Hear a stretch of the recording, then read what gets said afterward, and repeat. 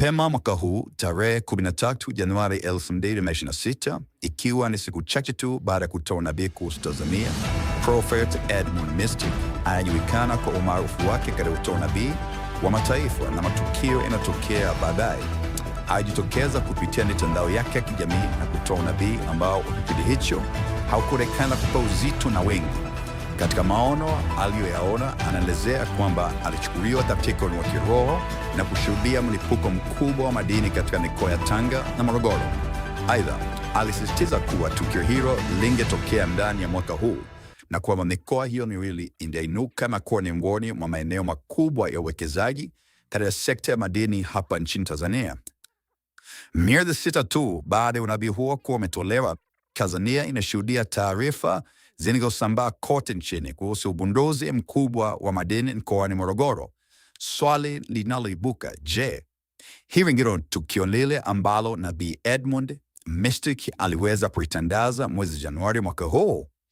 Katika kutafuta majibu, tulifuatilia taarifa kutoka kwenye vyanzo rasmi vya serikali, hususan sekta ya madini Tanzania. Taarifa hizo zimethibitisha kuwapo kwa ugunduzi huo wa madini, huko serikali ikiwa tayari imeanza kuchukua hatua kwa kutuma viongozi na wataalamu wa sekta hiyo mkoani Morogoro kwa ajili ya kusimamia shughuli inayofuata.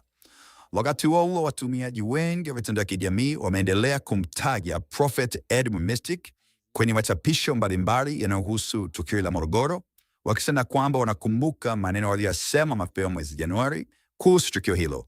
Lakini tukio hilo linamaanisha nini katika taifa letu na wafuasi wa Prophet Edmund nchini kote Tanzania? Tumejaribu kufuatilia kwa taasisi nyingi za kidini na wafuasi wengi wa imani. Wao wanasema kwamba Mungu ameendelea kuachilia ishara ya kwamba Tanzania, Bwana anatukumbuka anapotupa ishara ya sauti ambayo itakuwa inazungumza kwa baadhi ya mambo yajayo katika taifa la Tanzania. Na wanaamini kwamba kutokuamini katika unabii hakubadilisha kusudi la Mungu, bali kunathibitisha kwamba Mungu bado anazungumza na watumishi wake Tanzania, na hii ni sauti ambayo imedhihirisha yale yote yasiyoonekana. Tulivyomuoji Prophet Edmund, yeye kuhusu unabii huu anasema kwamba unabii uko mwingi aliwahi kutoa, na kwamba kila unabii utatimia katika muda wa Mungu. Mungu akubariki sana mnaposikiza na kuona matukio haya. Amen. Bwana aliniambia kwamba mwaka huu, kuanzia mwaka huu na kuendelea, panakwenda kutokea mgeuko mkubwa sana katika niseme ni kama industry ya mining. Mtu yeyote ambaye umewekeza katika mining, nisikilize kwa makini sana. Naliona badiliko kubwa likija kutokea Tanzania. Maeneo yote na yaliyo mengi yaliyowahi kuchimbwa dhahabu, yaliyowahi kuchimbwa almasi, naliona yakikaukiwa uzalishaji wa dhahabu. Naliona soko la dhahabu likihama. Na Bwana akaniambia kwamba nimejichagulia mkoa mmoja ambao utakuja kuongoza katika habari ya mining. Na nikaona mjumbe akiruka mpaka Tanga. Nikaona Tanga ikibadilika na kuwa ni moja la eneo ambalo investment kubwa ya madini, soko la madini likahamia katika mkoa wa Tanga. Now, jambo la ajabu sana kwa bali ya maono haya, wale wote mnaosikiza unabii huu, Tanga inakwenda kuwa ni moja ya industrial area kubwa, especially katika mining industry. Wewe kama una ardhi Tanga, pengine ulikwenda kununua Tanga ardhi kwa ajili ya kilimo, unaweza kukuta shamba ulionunua halitakuwa tena kwa ajili ya kilimo, lakini itakuwa kwa ajili ya mining. Niliona dhahabu, nikaona madini mengi yakizalishwa Tanga kupita mji wa Geita. Naliona wachimbaji wakubwa wakihamishia makao yao katika mji wa Tanga. Naliona watu wakihama kutoka mikoa mbalimbali ya uwekezaji wa madini mpaka Tanga. So, iko neema inakwenda kusikika Tanga. Utajiri mkubwa ambao utafanya Watanzania wengi kuja kuibuka na kuinuka juu sana. Na kama unabii huu utaweza kusikika na serikali wakaweza kufanyia kazi, Bwana aliniambia kwamba Tanga na ndugu yake Morogoro wanakwenda kuinua Tanzania na Watanzania. Tanga na ndugu yake Morogoro wanakwenda kuinua Tanzania na Watanzania.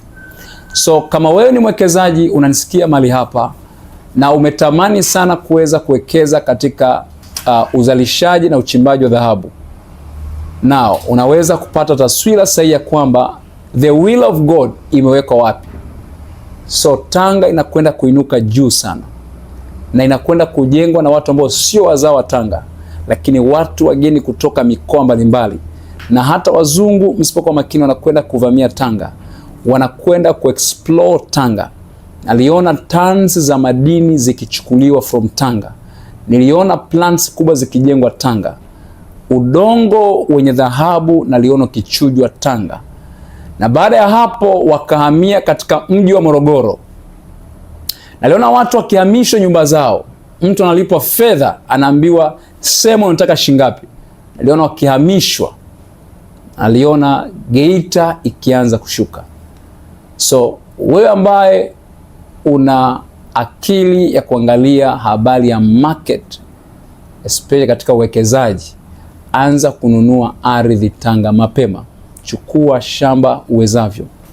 Bwana aliniambia kwamba karibia asilimia zaidi ya 90 ya eneo la Tanga aliweka hazina kubwa ya dhahabu. Aliweka hazina kubwa ya dhahabu. Panakwenda kuibuka mpaka madini ambayo dunia haijawahi kuyaona. Hayana majina, wala dunia haijui ya madini yanaitwaje. Yatakuwa na thamani sana hata kuliko dhahabu. Yatakuwa na thamani sana hata kuliko almasi. Mungu anasema kwamba Tanzania alipendelea from the beginning, na kuna vitu ambavyo bado havijawa discovered katika ardhi na katika dunia nzima, hawajui chochote kile. So Bwana anakwenda kuikumbuka Tanzania na anakwenda kuinua uchumi wa Tanzania kupitia hiyo miji miwili ambayo nimetaja, Tanga na Morogoro. Bwana akusaidie sana.